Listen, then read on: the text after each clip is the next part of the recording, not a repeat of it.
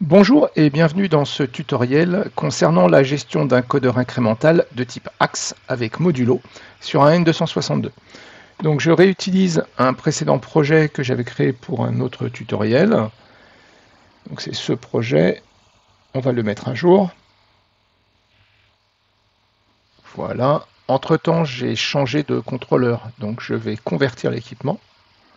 Donc ce n'est plus un M15, mais c'est un M35. OK.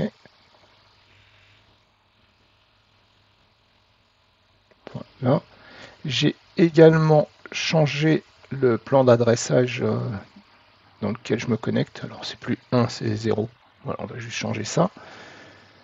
Au niveau codeur incrémental, donc ce qu'on va changer également, c'est la position resolution. Pardon. On va passer de 200 à 360. Le but étant de dire que quand on fait un tour sur l'axe sur lequel est directement raccordé le codeur, eh bien on va faire 360 degrés. Donc je mets 360 et j'enlève également la réduction de 1/15. Voilà, c'est tout.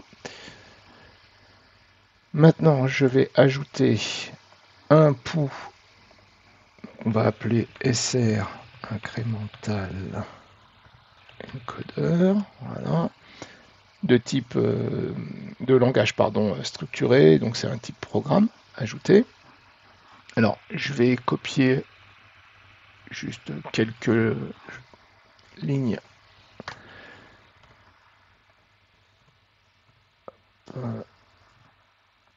que j'explique juste après, et la partie programme ici.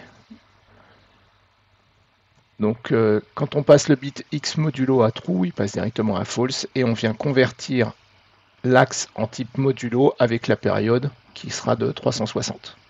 Voilà, et s'il y a une erreur, on retrouvera le bit X erreur qui passera à true et le type d'erreur dans ET-result. Et bien sûr, sans oublier, on active le programme, donc on le met dans la mast. Et c'est tout, donc on va double-cliquer sur le contrôleur.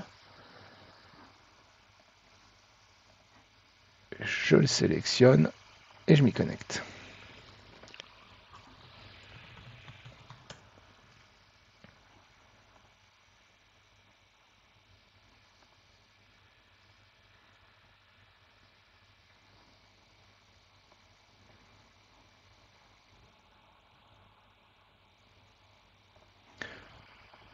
On met en run.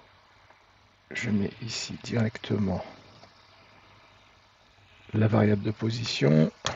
Voilà, donc on est à 0, hein, c'est un codeur incrémental, je viens de redémarrer, j'ai pas de sauvegarde. Donc c'est normal. Bon, le codeur bouge légèrement, hein, c'est un 16 millième de tour. Voilà, on vient ici. Alors, on va vérifier déjà le fonctionnement. Donc, je vais faire un tour.